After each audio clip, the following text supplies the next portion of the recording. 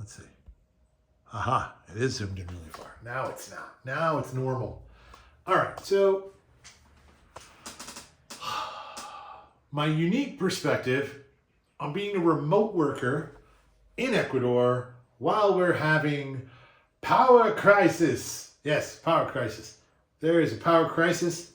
It is directly related to climate in that we're not getting enough rain in the right places to run the hydroelectric dams. And apparently we have zero backup plans as far as what we're going to do about that.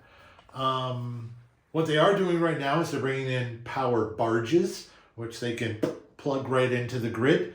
And that's great. It looks like we have one and we're getting a second one and maybe a third one.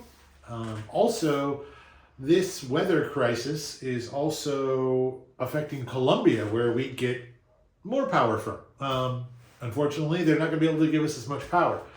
So this curtailment, these rolling blackouts, they happen like twice a day, and they're going to continue to happen twice a day for the immediate future. So what do? This guy, because I got to work, right? I got to work. Well, I have a generator, first of all. That was probably the best investment I ever made, is just purchasing a generator that can run my office and our house and run it effectively, even if it's at the highest use level. So we have a pretty big generator and it does a really good job, but it's loud and it stinks, but it's all right. You know, I'm kind of far away from it when it's running. So what else do we have? The other thing that I have is, just in case, now this hasn't happened yet, but just in case the Ecuadorian internet starts going hoo-hoo,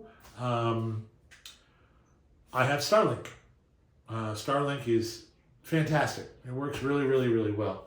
But I'm looking into something better than the generator to keep a low level of electricity going so that I could work even if I don't have fuel for the generator.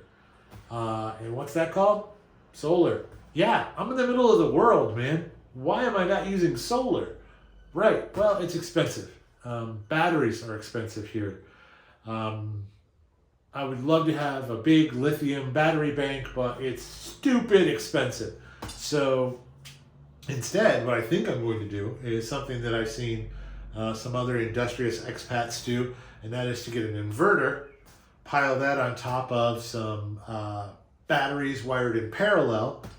Batteries, I mean car batteries, something with like 100 amp hours, that will run my entire office, this entire building for 6 to 8 hours. I think that should do it.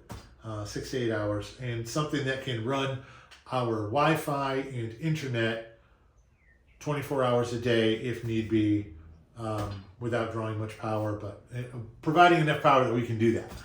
I think that will be very helpful because I'm on call sometimes 24 hours a day.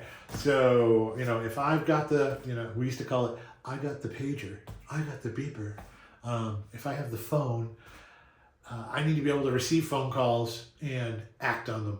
And to do that, I gotta have power. And if the power goes off in the middle of the night, I don't know anything about it. I'm probably still sleeping, unless it's really hot, in which case I probably will be sleeping for a short period of time. I will wake up and go, oh my God, it's so hot. But that is how currently I am able to work.